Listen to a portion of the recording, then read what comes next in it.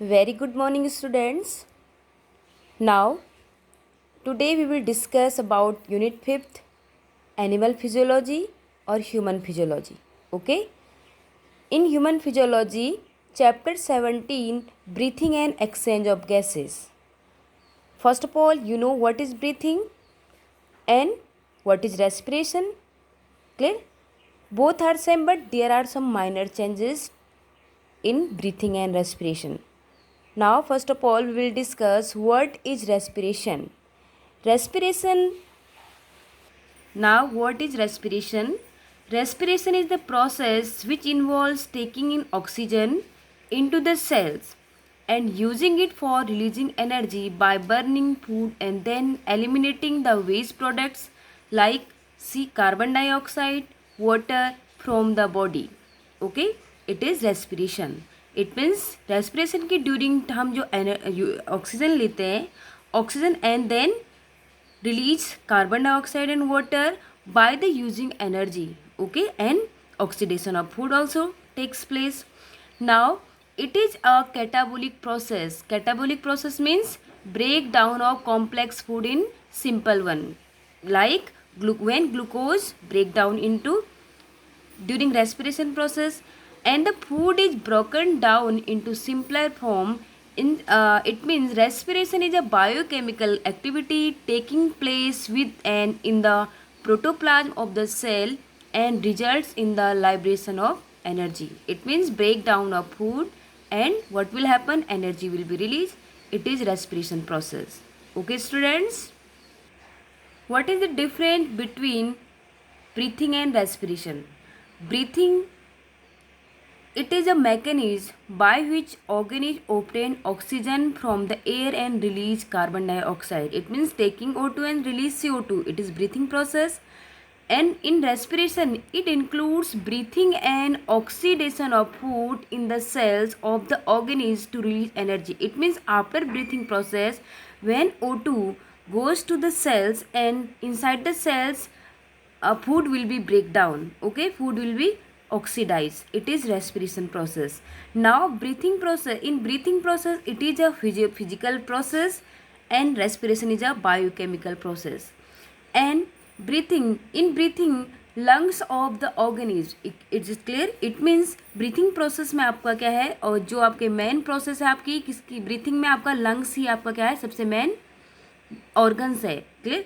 But in respiration it involves the mitochondria because अब आपकी क्या होगी O2 will be pass to the cell में पास हो जाएगी O2 then it will bind with the food. ये bind food के साथ bind हो जाएगा like in glucose in the cells where food is oxidized to energy.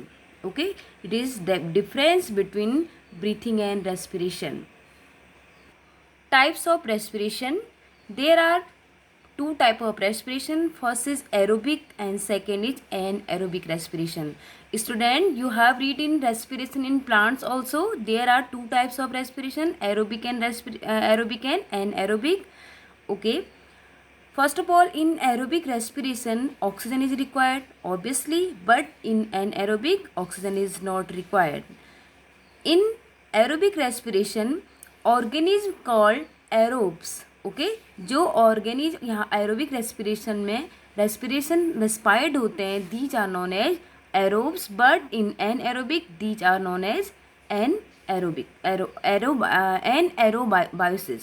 Okay, an aerobic respiration occur in mitochondria, anaerobic occurs in cytoplasm. Okay, किस process में आपकी glycolysis process में, और ये aerobic respiration takes place in Krebs cycle.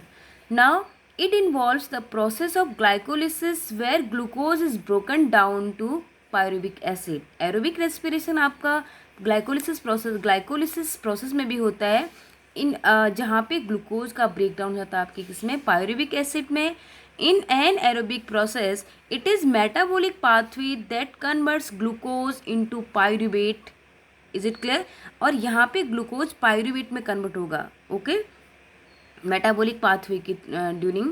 Now pyruvate is converted to CO2, water and energy by Krebs cycle.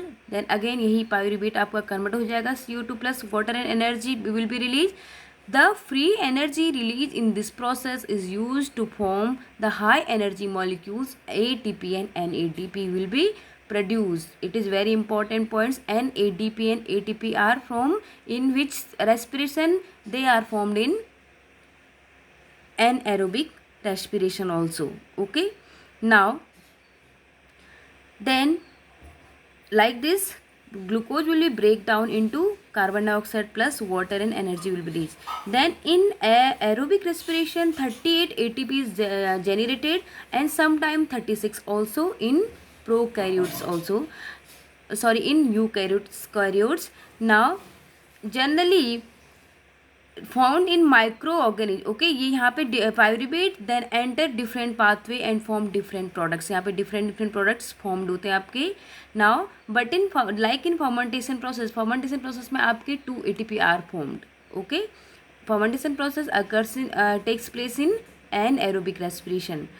And aerobic respiration occur in all higher organisms, and anaerobic respiration mostly found in microorganisms like yeast and some parasitic worms like prokaryotes. Okay, it is difference between aerobic respiration and anaerobic respiration. Now respiratory organs in animals. Clear? Animals में different respiratory organs present होते हैं. Clear? Like based on these organs, in organs के base पे there are 3 types of respiration. It means or based on organism. Okay, first is cutaneous respiration. Cutaneous respiration in which skin is used. Okay, जिनमें आप it means जहाँ पे जिन organism जिन animals में skin के through आपका respiration होता है, this is known as cutaneous, like annelids and some amphibians also. Clear?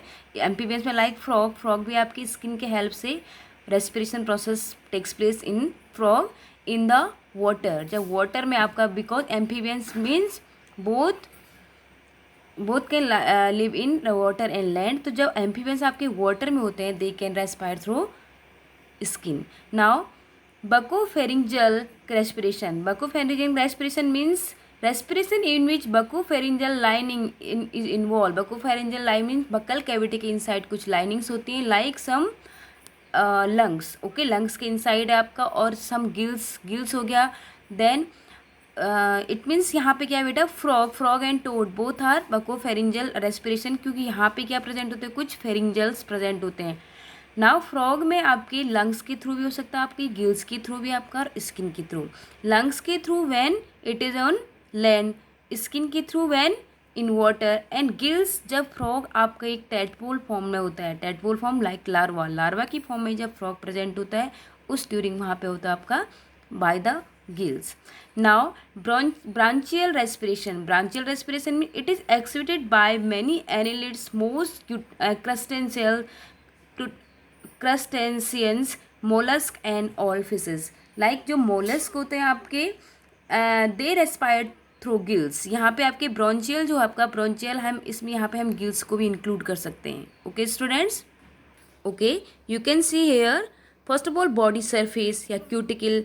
From the body surface like sponge, cnidarians, platyhelminthes, free living round worms, they take respiration process by the body surface. Like in earthworm भी आपकी skin से करता है, लेकिन earthworm किसकी help से आपकी, उसकी स्किन में क्या प्रेजेंट है, it is cuticle. Okay, by the simple diffusion process.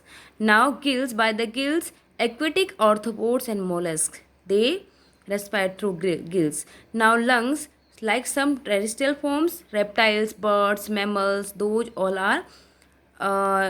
have respiratory organs, lungs. Now skin and lungs, amphibians बता चुकी हूँ आपको, amphibians like frog. Clear? These are also respiratory organs in animals. Now human respiratory system. Okay बेटा, first of all in human respiratory system there are 2 components. First of all respiratory tract and second respiratory organ. Respiratory tract means जहाँ से आपकी क्या होगी, O2 will be passes. Okay, are passes which allow movement of inspired and expired air. Inspired air means O2, expired means CO2. जब हम taking O2 and release CO2 तो ये आपकी inspired है, inhalation and exhalation. ये एक सिर्फ passage है, it is a way. Okay, expired air in and out of the lungs. Clear? It is known as respiratory tract. It consists nostril, then nasal chamber. Nostril जो आपकी nose में जो आपकी दो वे है वो आपका नोस्ट्रल है. Then nasal chambers, internal nerves जो हमारी नोज़ के इनसाइड ही, क्लियर, जैसे हमारी एयर पास होती है तो उसके इनसाइड एक एरिया होता है, it is nasal internal nares. And pharynx, larynx and trachea. After all trachea क्या है आपका? Breath pipe. Clear? These are respiratory tract. बेटा it is very important question for your NEET exam, for your general exam जो होते हैं. Respiration process के during जो हमारा ह्यूमन रेस्पिरेटरी सिस्टम वो दो कंपोनेंट में डिवाइड है, respiratory tract plus respiratory organ.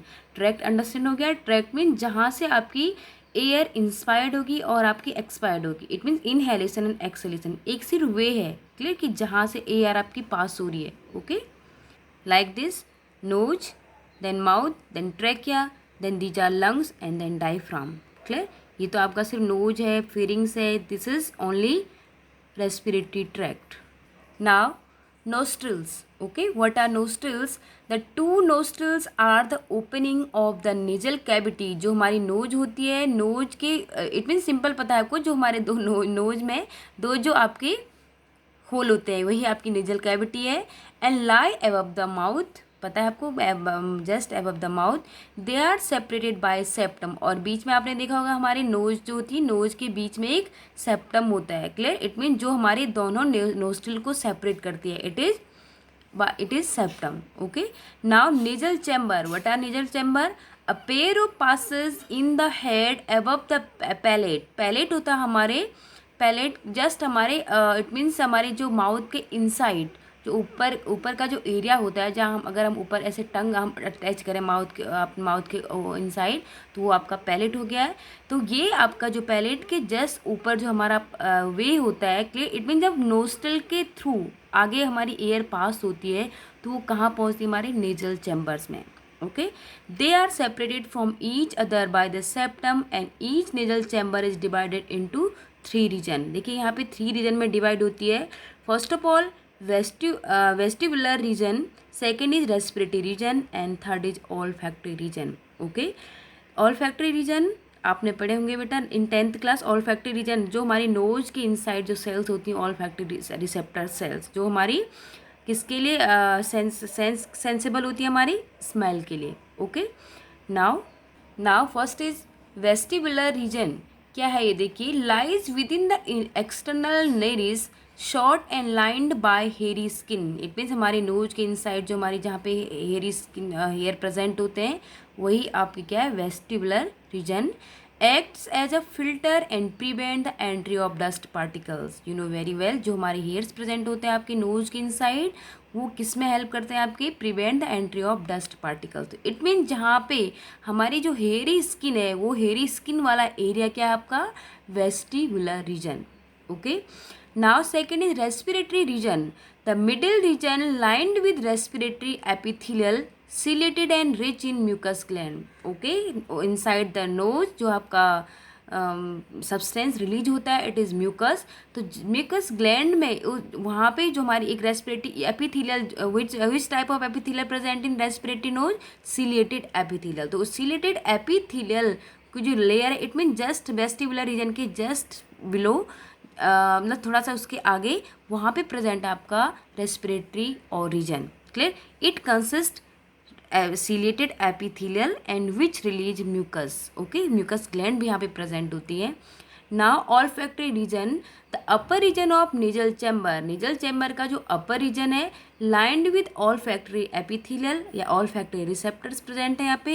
Act as a organ of smell, जो आपके सेंसिबल होता है किसके लिए? स्मेल के लिए. ओके, ये आपका इनसाइड द नोज, हमारी नोज के इनसाइड वाला पोर्शन है बेटा सारा. Okay, now internal nares. Internal nares opening of nasal chamber, जहाँ से हमारी नोजल चैम्बर ओपन होती है in the roof of nasopharynx. Nasopharynx means आपने कभी देखा हो जब हम ब्रीथ इन करते तो ब्रीथ इन करते करते कभी ऐसा लगता है कि हमारी जो एयर है, हमारी आंखों से टीयर्स निकलना शुरू हो जाते हैं, कभी कभी बहुत फास्टली मूव करते हैं. तो जो एरिया होता है, it is internal nares and are closed by uvula during swallowing. Okay, जो आपके यहाँ पे क्या होता है,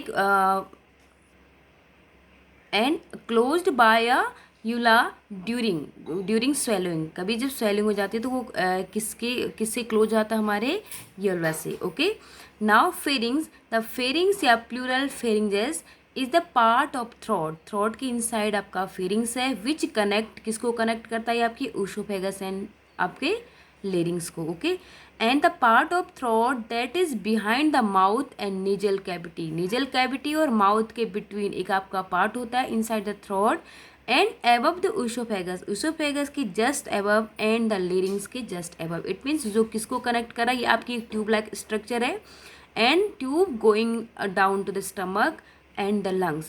A short verticals approx 20 centimeter long tube है आपकी behind the buccal cavity, buccal cavity के behind आपकी एक 12 centimeter long tube, it is known as pharynx. Okay, pharynx क्या है आपका, जो कनेक्ट कर रहा है किसको, एक ट्यूब लाइक स्ट्रक्चर है जो आपके इनसाइड प्रेजेंट है थ्रोट में, एंड किसके बिहाइंड, आपके माउथ एंड नेजल कैविटी के behind, which connect oesophagus and larynx. Okay, now it is divided into 3 parts. जो आपकी फेरिंग्स हैं वो 3 पार्ट्स में डिवाइड हैं। First of all nasopharynx, second is oropharynx, and third is आपके larynx, laryngopharynx. Clear, there are 3 types of 3 parts of pharynx. अब diagram में देख सकते हो, it is nasal cavity, okay, and it is nasopharynx, then oropharynx, and it is laryngopharynx.